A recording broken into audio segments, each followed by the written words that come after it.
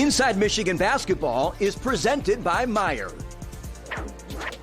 Hi again, everybody. We're on the road again this week. This time it's West Lafayette, Indiana. The last time the Wolverines played here, they were a #1 seed in last year's NCAA tournament, knocking off Texas Southern during that bubbled up NCAA tournament. And listen to the week Purdue had. The Boilermakers played at Minnesota Wednesday night, got stranded in the Twin Cities, got stranded in Indianapolis on Thursday, and didn't get to campus until 4 o'clock Friday afternoon. The Boilers showing no road weariness out of the gate. Sophomore Mason Gillis drills a left-wing three, and it's 20-8 Purdue. Terrence Williams II off the bench for some instant offense. The baseline move and the tough reverse. Eli Brooks with a bold maneuver on this trip. He gets through the trees and scores with a dipsy-do. Michigan would crawl to within 5. Purdue answers with a sophomore combo alley-oop. Jaden Ivey to 7'4" Zach Edey. And then after a Michigan turnover, you just can't do this against this club. Ivey, a projected lottery pick, takes it the distance for the big-time jam. Everyone stayed calm, though, especially Hunter Dickinson. Hunter steps up and hits 3 consecutive threes. Here's another three, another make! Hunter Dickinson lets out a roar, and the Wolverines are down 1. Hunter, a game-high 28, and the Wolverines down only 39-33 at the break. Early second, Caleb Houston works off the screen and hits from long distance. Ivey responds with 3 consecutive baskets for Purdue. On this one, he goes right at Dickinson and flips it in. He led him with 23. Then the Boilers pushing it. Trevion Williams finishes on the break, part of a 10-0 run to put them back up 11. Michigan making enough plays to stay within striking distance. Houston drains another 3. He finished with 11. Devontae Jones gets in the paint for a bucket. He'll float, he will score, and Michigan's down 7, 10-13 left. But the Boilers always had an answer. Sasha Stefanovic with the spectacular reverse.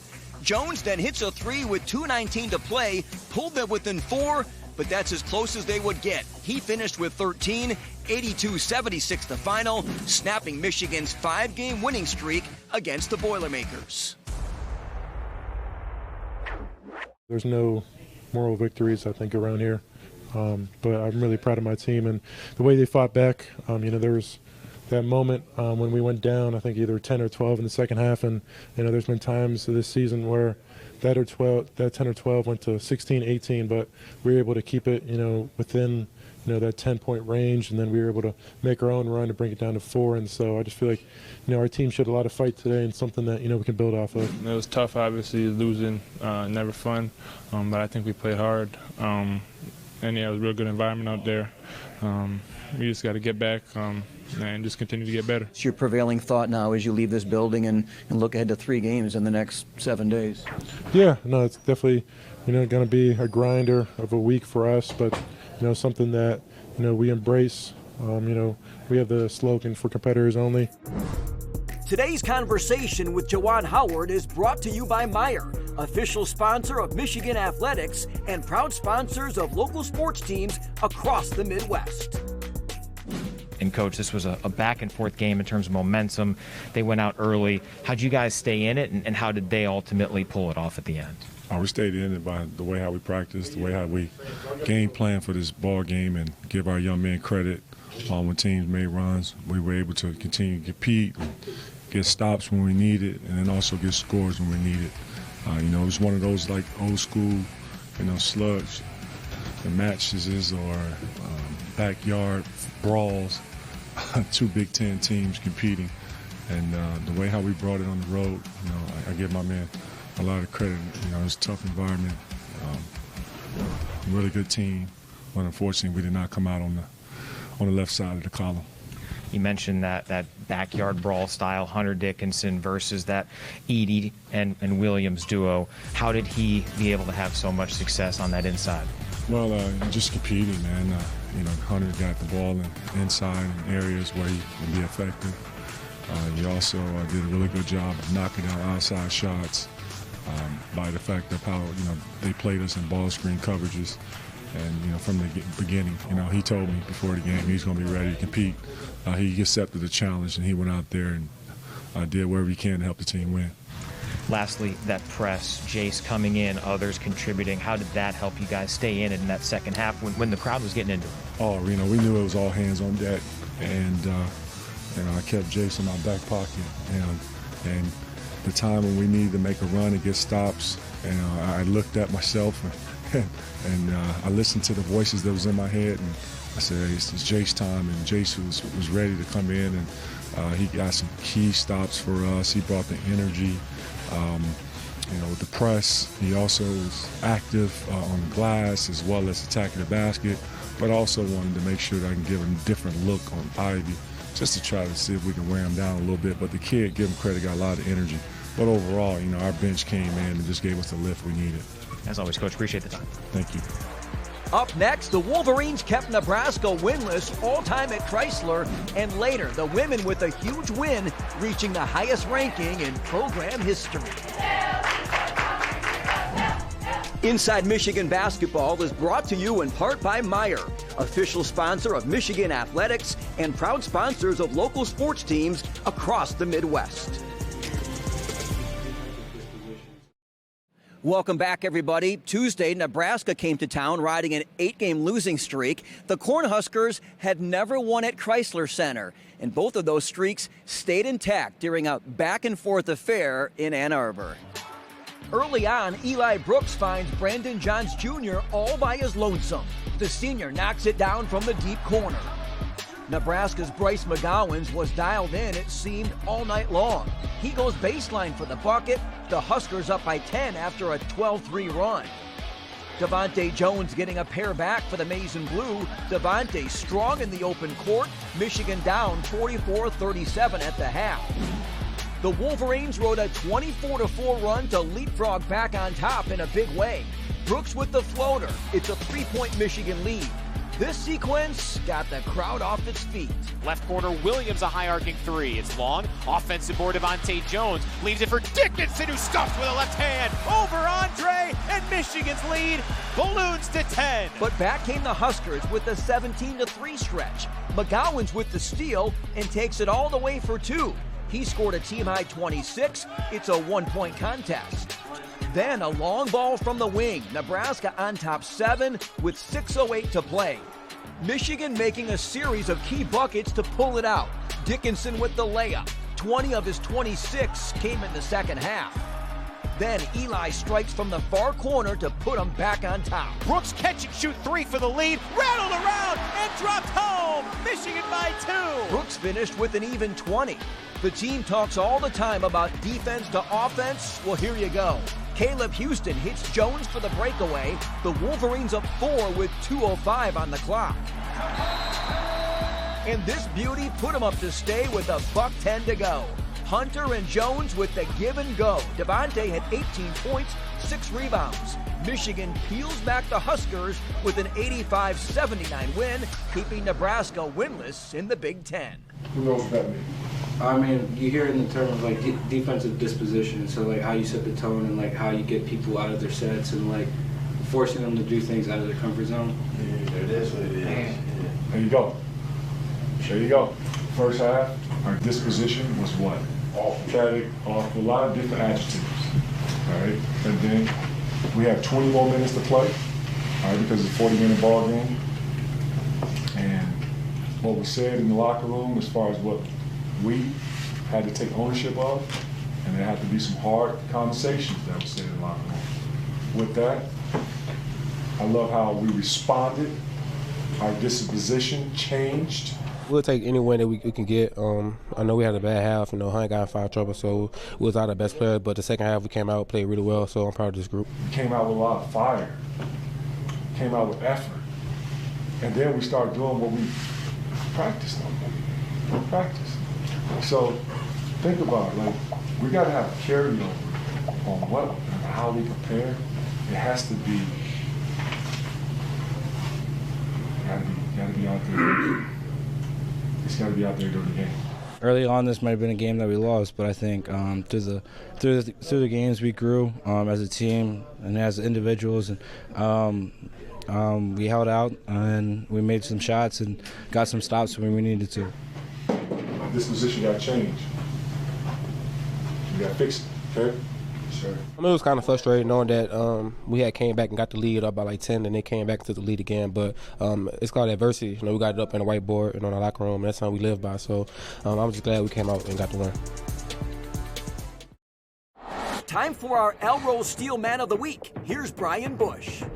Once again this week, it's Hunter Dickinson. He posted a career-high tying 28 on Saturday in West Lafayette.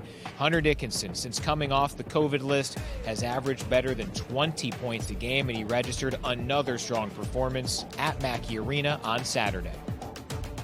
Brian joins us now to talk about the loss Saturday at Purdue. Brian, the thing that strikes me right out of the gate is the Wolverines get down by 12, but they didn't fold at all. No, they were right in it, Ed. And obviously in hostile environments like Mackey Arena, you need that type of fight back. We saw it with some of the press. Jace Howard came in and gave this team a jolt. I thought Caleb Houston and Devontae Jones were strong in that second half. Ultimately, it wasn't enough. Purdue's one of the best teams in the country, but there was some fight there, which is going to be needed down the stretch. Phil Martelli said earlier in the week that perhaps Michigan's best defense would be its offense. The offense was good. They outshot the top-scoring team in the Big Ten.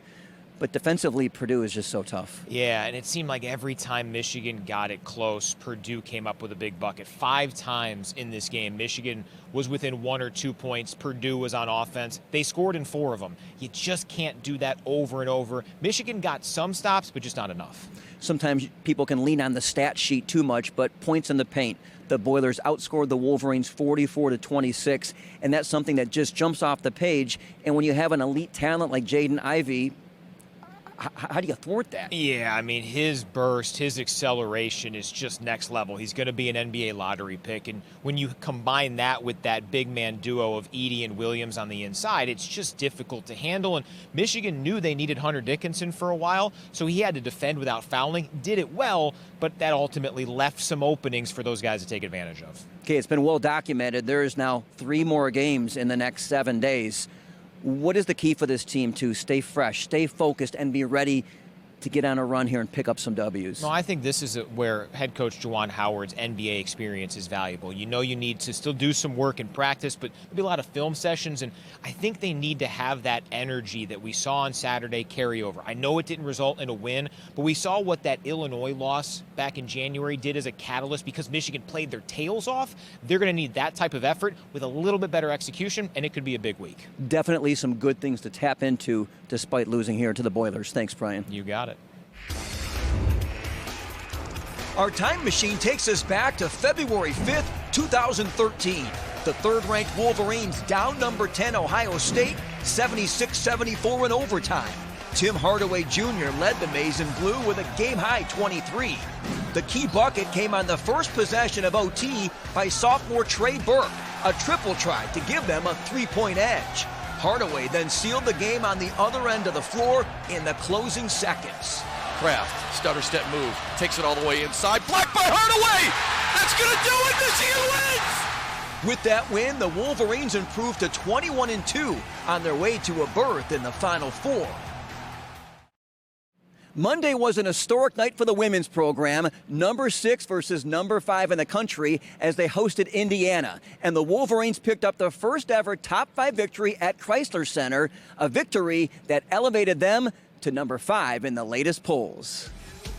The Wolverines were up for the challenge in this battle of Big Ten contenders. Michigan raced out to a 9-0 lead and never trailed in the game.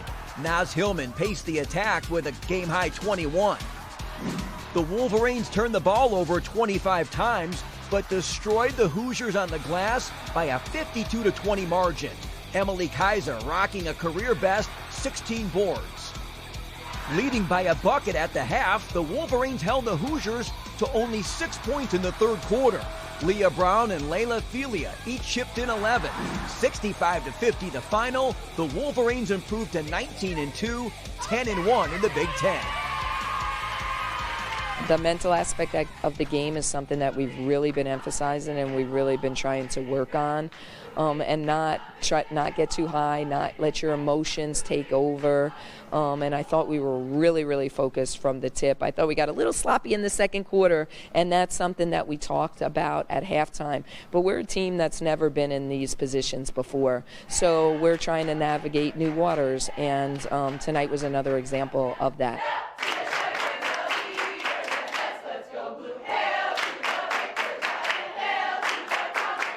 our team confidence is at an all-time high, and I think our kids support each other so well so that even when they make a mistake or even when they miss a shot, they're behind each other, encouraging each other. Next shot's in, don't worry about it, next play. So I think our culture is really, really good. We have a chance. We do have a chance. We got the pieces. We have the pieces, we have the depth, we have things other people don't have. But sometimes we get challenged here. That's where our growth needs to be. The kids are buying into, staying positive, staying encouraging, and playing with a lot of confidence.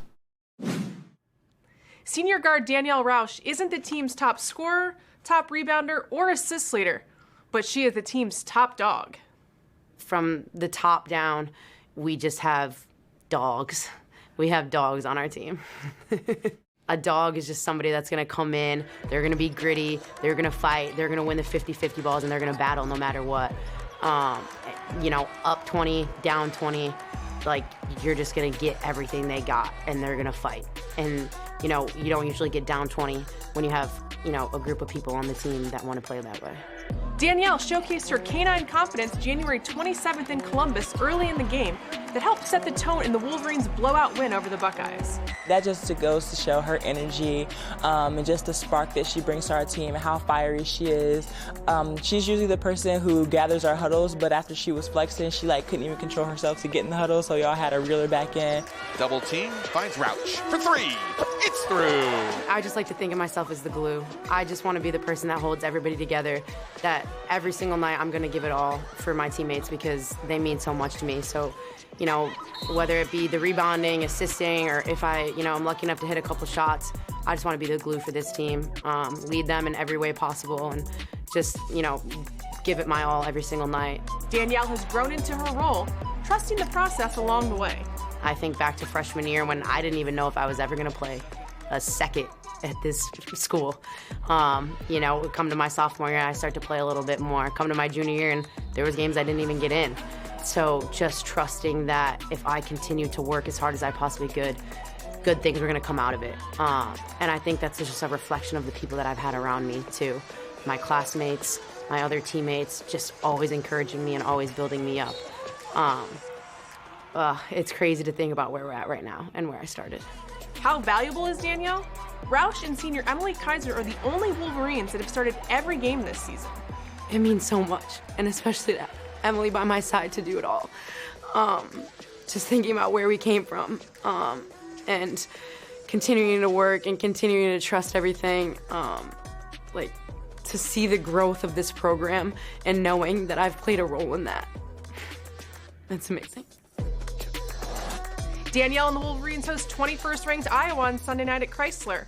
The Hawkeyes are chasing the Wolverines in the Big Ten standings and haven't lost a conference road game yet. Tip-off is at 6:30. For Inside Michigan Basketball, I'm Sarah Van Meter. Inside Michigan Basketball is brought to you in part by Meijer, official sponsor of Michigan Athletics and proud sponsors of local sports teams across the Midwest. Earlier this season, Michigan put out a call for fans to send in video of their best dunks, with the two best squaring off during halftime of the Nebraska game. And here's a look at the winning slam. The winner, Mazid Oluewu, is a former high school player from Chicago. He tells us about that dynamic dunk. Yeah, it's definitely sweet. Submitted my video literally the day before the deadline, and I'm just glad to have had the opportunity. And I got my best friend Matt Bay and Jillian Guerra here, and there's nothing like sharing this moment with them. So yeah, it's definitely sweet. Mazid said his favorite Wolverines are Eli Brooks and Moussa Diabate. He and runner-up Danielle Liu both receive a $5,000 scholarship from Michigan dairy farmers. That's our show for this week. We've got a chock-full show next week for you. 3 games for the Wolverines, a road trip Tuesday at Penn State, these same Boilers coming in on Thursday, and then a clash at Chrysler Saturday against Ohio State. We'll see you next time right here on Inside Michigan Basketball.